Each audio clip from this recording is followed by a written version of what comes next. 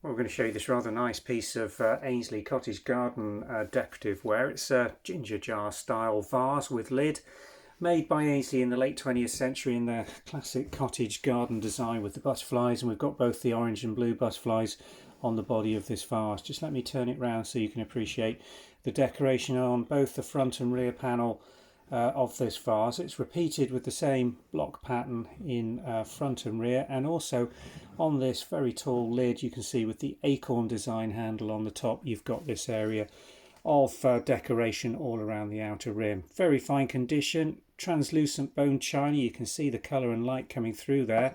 And let me just show you the china marks on the base.